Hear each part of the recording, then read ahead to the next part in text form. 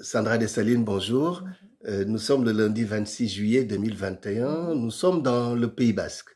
Nous sommes dans le Pays Basque intérieur, je crois qu'on dit comme ça. Nous sommes pas loin de Saint-Jean-Pied-de-Port. Sandra Dessalines, vous êtes artiste. Vous êtes d'origine haïtienne. Vous êtes maintenant, quand même, on peut le dire, un peu basque, non? Comment définiriez-vous d'abord votre identité avant de parler de là où nous sommes, puisque nous sommes ici dans l'atelier de création, là où vous faites naître des personnages incroyables, d'une force expressive assez étonnante. Mais d'abord, la première question, Sandra Dessalines, quelle serait votre identité aujourd'hui entre Haïti, où vous êtes né, où vous avez grandi, et ce Pays Basque qui vous accueille maintenant depuis plus de 20 ans? Oui, effectivement, ça fait 20 ans que je vis au Pays Basque, mais j'aurais pu dire que dans l'environnement où je vis, j'allais être un petit peu introvertie face à mon identité, mais c'est tout le contraire. Et le fait de vivre hors de chez soi, je pense, ça amplifie et la volonté de montrer ce qu'on est vraiment, d'où on vient. Et en fait, moi, j'exprime beaucoup ce sentiment-là dans ma création. Tu vas voir, dans tout ce que je fais là, on voit beaucoup, je représente beaucoup la femme noire et l'homme noir parce que ça me parle beaucoup. Et j'ai une très forte volonté de montrer vraiment ce que je suis.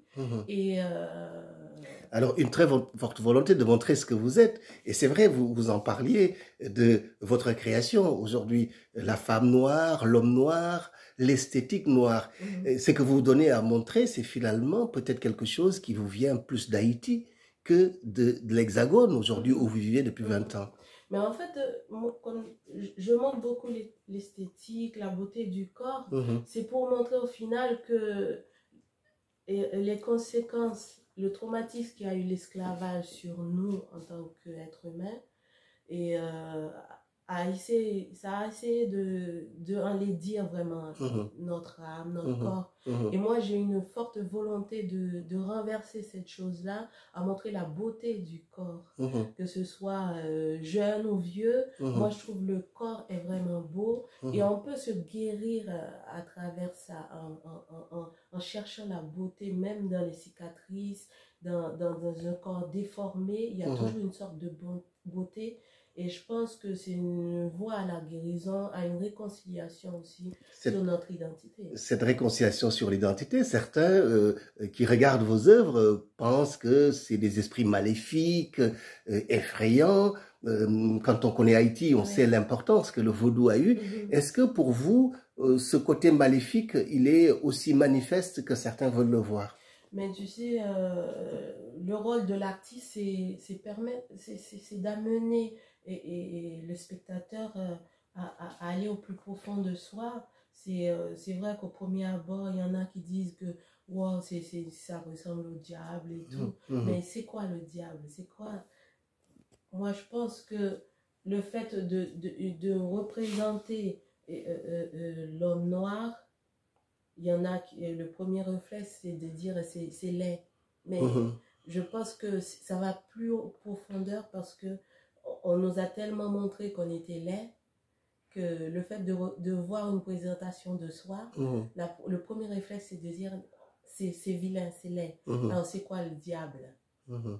C'est quoi le diable? Et là, par exemple, Sandra Dessalines, vous êtes à côté d'un personnage, d'un buste. Vous êtes très spécialisé sur les bustes et les masques. On y reviendra. Mais déjà, ce buste que vous avez un homme, le cigare au bec, les traits extrêmement forts, expressifs, et puis des yeux que vous avez fait un peu verts, avec ce chapeau sur la tête. Que représente pour vous ce buste et ce personnage? Mais ce buste représente Cousin Zaka. C'est un dieu dans la mythologie, dans le vaudou.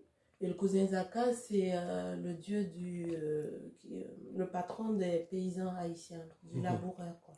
Et je fais le cachimbo, on appelle ça le cigare haïtien, que le paysan roule avec le feuille de tabac. C'est le cachimbo. Et il a le chapeau en paille.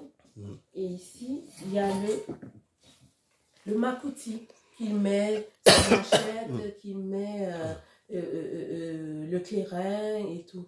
Et je pense que le fait, c'est très symbolique pour moi. Le fait de représenter ça, c'est un hommage aux travailleurs haïtiens, c'est un hommage aussi au Dieu qui nous donne la force de travailler, qui est généreux, qui rend la terre généreuse. Et je pense que c'est notre identité, c'est pas le diable. Parce Oui, que, mais ces dieux, comme vous le savez, ont été caricaturés, ont été stigmatisés. C'est des dieux vaudous. Vous savez que dans l'histoire du monde noir, oui, on a détruit justement, on a voulu détruire finalement. Et est-ce que vous diriez que finalement votre art est un art engagé? tout à fait, on a engagé, c'est-à-dire à la réconciliation de soi-même, parce que c'est tout, c'est représentatif. Toute personne peut identifier ce que je fais à l'homme noir, à l'histoire, même si je représente en tant que Haïti, mais tout le monde peut s'identifier à ça. Mais je pense que c'est une démarche que je fais à la réconciliation de soi, parce que tout ce qui venait de l'homme noir, tout ce qui venait de la religion, de la culture, des croyances, et s'apparentait au diable. Mhm. Et je me dis, si mon identité s'apparente au diable, donc je suis le diable. Ouais. Donc c'est une forme de haine de soi qui fait Voilà. peut-être pas comprendre. Sandra Dessalines, on voit aussi que votre œuvre est assez syncrétique finalement. Parce que regardons par exemple ce personnage, finalement, vous utilisez une référence judéo-chrétienne quelque Oui, tout à part fait. et vous l'adaptez au monde noir. Pour vous, l'œuvre d'art doit aussi pouvoir s'inspirer de ce que l'histoire et la violence ont pu apporter. Oui, parce que c'est lié l'histoire au christianisme, à la religion, parce que Ça, c'est des c'est un Christ. motifs. C'est un C'est un Christ, c'est ça? Christ. Je Voilà, l'ai appelé le crucifié le parce que crucifié. l'homme noir a été crucifié sur l'autel du profit. Mhm, On a amené la religion mhm, pour nous asservir en disant que voilà, et euh, on a été maudit, mhm, voilà, Cham, mhm. la malédiction de Cham, voilà. Et ça, on a accepté ça, on s'est soumis à cette malédiction pour le profit de certains. Je l'ai crucifié, c'est volontaire, Mhm, parce que c'est le cas, mhm. c'est notre cas. D'accord. Alors, venons-en à votre processus de création. Comment, vous nous direz pas forcément tout, bien évidemment, chaque artiste a sa zone de mystère et de secret, mais comment est-ce que vous viennent finalement ces idées et par quels matériaux finalement vous procédez à la création? Je peux dire qu'il y a deux sentiments qui me nourrissent, et c'est l'obsession et la Mhm, passion. mhm, Je suis passionnée de ça. Je pense que c'est moi, tout ça. mhm, Et l'obsession, c'est que dès que j'ai une image ou un thème en tête, tant que je ne le concrétise pas, il ne mhm, s'arrête pas. mhm. Et je suis emportée par ces deux sentiments. Et à la fin, je me retrouve parce que pour moi, le fait de finir une sculpture, et c'est un aboutissement, c'est un cheminement dans l'aboutissement, parce que Mhm, l'aboutissement finit au regard de celui qui observe ce que je fais, mhm. et le sentiment aussi que la personne va ressentir devant ce que je réalise. Devant ce que vous réalisez, mais vous avez un parcours assez atypique, Sandra Dessalines, Oui. puisque vous n'avez pas fait d'école, de formation à l'art. Est-ce que ça a été difficile pour vous d'accepter finalement justement ça et de faire accepter ça à votre famille et votre entourage, puisque vous étiez promise, si je ne m'abuse, à des études d'agronome. Oui. Est-ce que ça a été difficile? Est-ce que pour vous, il y a vraiment eu une sorte d'ascèse pour arriver à aujourd'hui assumer ce que vous êtes, c'est-à-dire une créatrice? Mais en fait, tout ça, c'est un cheminement. Ma vie, elle était un peu soumise au désir des parents, qui est Mhm, un peu légitime, parce qu'ils mhm, s'inquiétaient qu'une femme artiste, voilà, dans un pays sous-développé, il n'y a pas d'avenir. mhm, Moi, j'y conçois, mais j'ai fait des études d'ingénieur agronome, mhm, mais le déclic, je l'ai eu en 2010, après le tremblement de terre en Haïti. mhm, Mais c'est vrai, au début, j'étais dans le déni de mhm, dire, bon, les artistes, c'est n'importe quoi. Mais je pense que je disais ça pour plaire aux parents. mhm, Et le déclic, je l'ai eu voilà, en 2010, en me disant que la vie, mhm, ça tient qu'à un fil. En 2 minutes, on peut le perdre, on peut tout perdre, mhm. ce qu'on a construit. Et je pense que c'est me mentir à moi, le fait de nier ce que je suis vraiment. C'est que vous êtes vraiment haïtienne, aujourd'hui basque. Sandra Dessalines, on a parlé de ces œuvres qui sont là, hein, qui sont d'une force expressive extrêmement forte, qui interpellent. Mais vous avez aussi, Sandra Dessalines, dans votre création, des œuvres de la vie quotidienne aussi. C'est pas que, d'ailleurs, je crois qu'il y en a une ici avec une œuvre qui représente des femmes. Pour vous, il y a un dialogue entre finalement le monde, disons, magique, un peu imaginaire, et puis ce monde réel haïtien qui interroge aussi. Mais Haïti, la société haïtienne est faite beaucoup d'imagination. On lui dit qu'on est un peuple avec beaucoup d'imagination. C'est vrai que on vit avec ça. Et tu vois, moi, je privilégie beaucoup les scènes de marché dans mes tableaux. C'est toujours en 3 dimensions, c'est le papier mâché.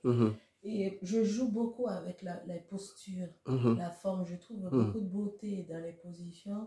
Et tu sais, c'est la vie active en Haïti, les marchés, tu vois, les femmes et tout, c'est très vivant. Et quand on est devant mon tableau, tu peux imaginer le bruit, les rires des femmes, les discussions, le mouvement aussi. Il y a beaucoup de mouvement dans ce que je réalise. Et je privilégie beaucoup parce que j'ai beaucoup de respect pour ces femmes qui portent l'économie haïtienne sur leurs épaules et pour subvenir aux besoins de la famille et des enfants. Subvenir aux besoins de la famille et des enfants. Chers amis, cette vidéo, cette rencontre avec Sandra Dessalines se termine sur ces mots-là, prendre soin de la famille et des enfants, le rôle et la présence des femmes. Sandra Dessalines, merci beaucoup de m'avoir accordé cette interview. Chers amis, vous retrouverez Sandra Dessalines dans quelques semaines, puisqu'au mois de septembre, le 17, 18 et 19 septembre, aura lieu le festival Pan-Africain, qui est le premier festival panafricain qui aura lieu pendant les Journées du patrimoine. Et Sandra Dessalines sera une des artistes donc invitées. Et elle animera, ce sera assez exceptionnel d'ailleurs, je vous l'accorde, des ateliers hein, pour vous expliquer un peu comment elle travaille. Donc restez connectés avec nous. Très bonne après-midi à vous Sandra Dessalines et merci beaucoup.